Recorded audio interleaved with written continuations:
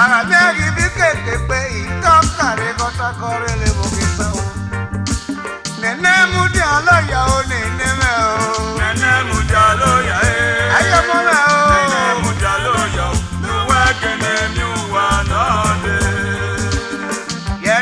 dialo yani roro kanje kaya nuare jime. Nene mu dialo yani roro kanje nuajare jime nene. Nene kakposo pea, apa kakposo foe. Oni roro kanje ve momo, no baja ke ni rejo so kabane. Oni roro kanje ve momo apa o. Oni roro kanje ve momo Oni roro kanje ve momo. Evangela kinine itoka regolega de joria bame. Asema kira kuyoga kauga bao. Asema kira kuyoga Asema kira boga jom. Atata mesia sole bebe. Pega badele papa do kwai me. Kiwega nu pega badele ni me de badani me. Ekwe na tete goga timbole ken. Oriana ngagariele goga polo na gonyan. Vaji malu na tegarie vanele de gaye. Opana moligo nu nega tigo doluwa. Opana moligo nu nega jolo poluwa. Papa doge como se kukweva te.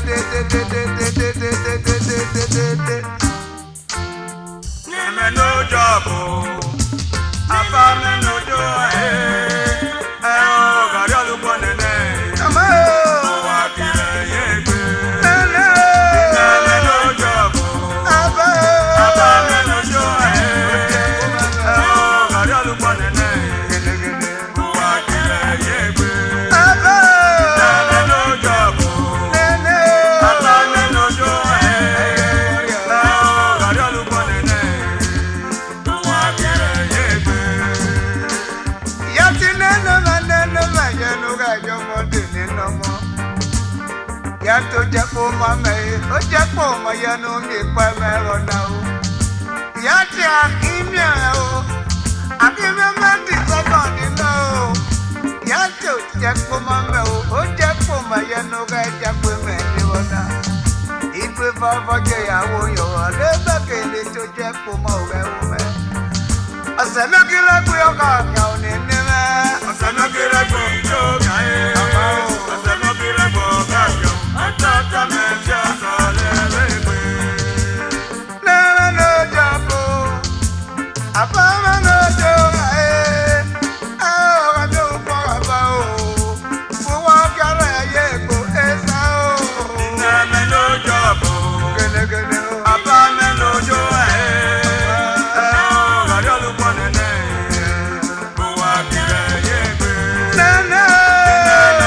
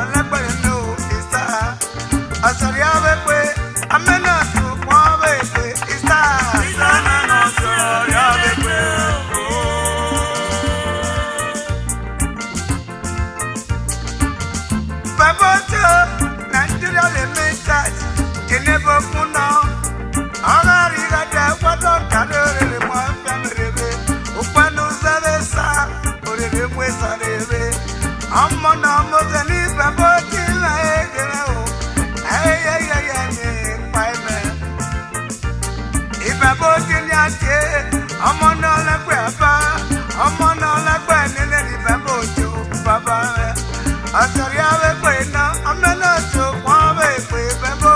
Bẹ́bọ̀ tí mẹ́sàn-án rí àwẹ̀pẹ̀.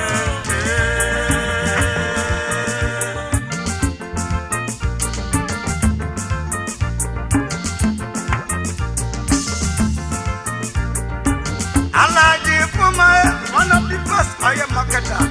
Alaji Fuma, one of the best I am marketer. No, it's a Edo State.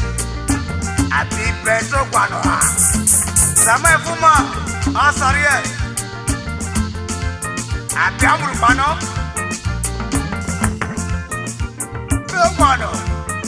Moto Revenue, no Muria, Amuria. Asari abepe na amena so kwa abepe kuma Kuma mena sori abepe.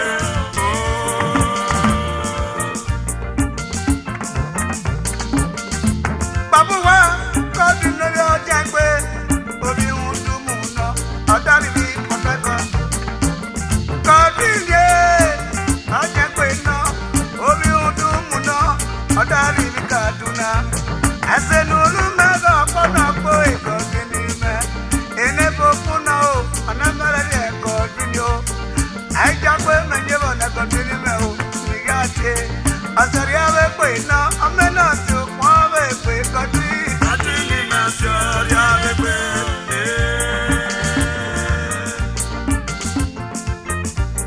Asari abepe amena so kwa abepe teide Sẹ́yìn jẹ́ mẹ́sàn-án rí àwẹ̀pẹ̀.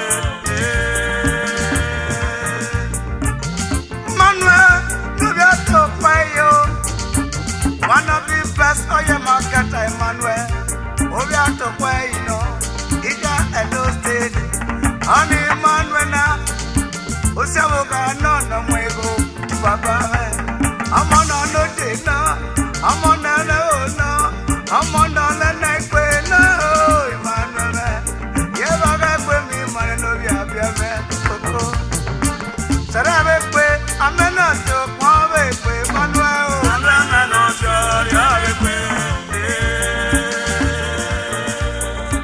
Arabetalo no mwe Bagaga kwe mele Bagaga mu mele Anaga arabetalo negatie Anaga arabetalo no mo Asari abe kwe na amena to kwawe kwe arabetalo Arabetalo sori àwẹ̀pẹ̀. Ever jolly, Baba, oh, ya jagwe me, oh, ya nunge pa me, oh, asari ave kwe, alamena tu kwa ave kwe jolly. Bẹ́bọ̀ jọlọ sori àwẹ̀pẹ̀.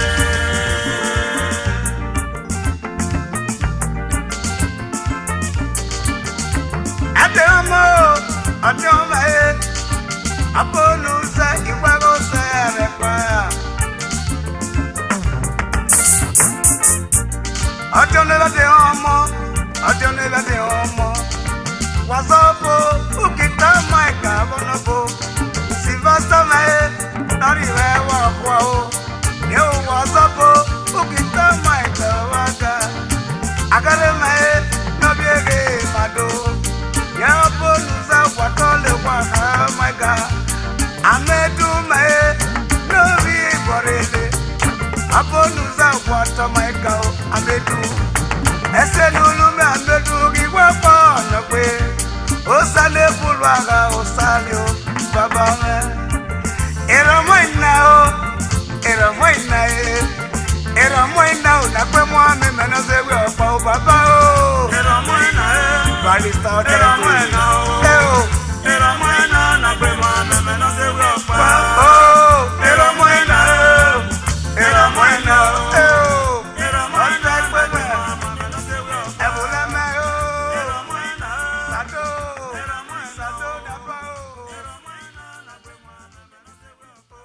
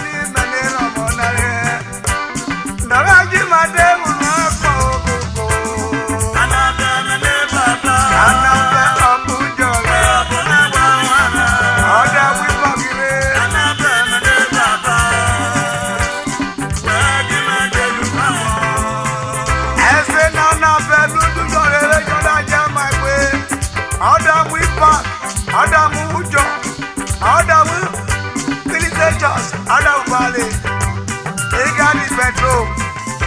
Other there go with police station. Physical of what? Any other down your reveja.